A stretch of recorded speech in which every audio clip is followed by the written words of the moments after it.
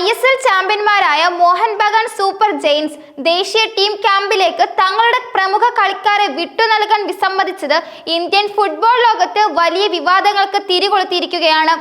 Indian ഫുട്ബോളിന്റെ ഭാവി സംബന്ധിച്ച് വലിയ ചോദ്യങ്ങൾ ഉയർത്തുന്ന ഈ സംഭവം ക്ലബ്ബുകളും ദേശീയ ടീമും തമ്മിലുള്ള ബന്ധത്തിലെ സംഘർഷങ്ങളെ കൂടുതൽ വെളിപ്പെടുത്തുന്നു. മലയാളി താരം സഹൽ അബ്ദുൾ സമദ് ഉൾപ്പെടെ പ്രമുഖരെയാണ് മോഹൻ ബഗാൻ ക്യാമ്പിലേക്ക് വിട്ടു നൽകാത്തത്. ഇന്ത്യൻ ഫുട്ബോൾ ടീമിന്റെ പുതിയ പരിശീലകനായി ഖാലിദ് ജമീൽ ചുമതലയേറ്റതിന് പിന്നാലെയാണ് ഈ പ്രശ്നങ്ങൾ ഉടലെടുത്തത്. AFC നേഷൻസ് പോരാട്ടത്തിനായുള്ള 35 അംഗ പ്രാഥമിക ദേശീയ ടീമിനെ കഴിഞ്ഞ ദിവസം അദ്ദേഹം പ്രഖ്യാപിച്ചിരുന്നു. ഇതിൽ മോഹൻ ബഗാനിൽ നിന്നുള്ള 7 കളിക്കാർ ഉൾപ്പെട്ടിരുന്നു.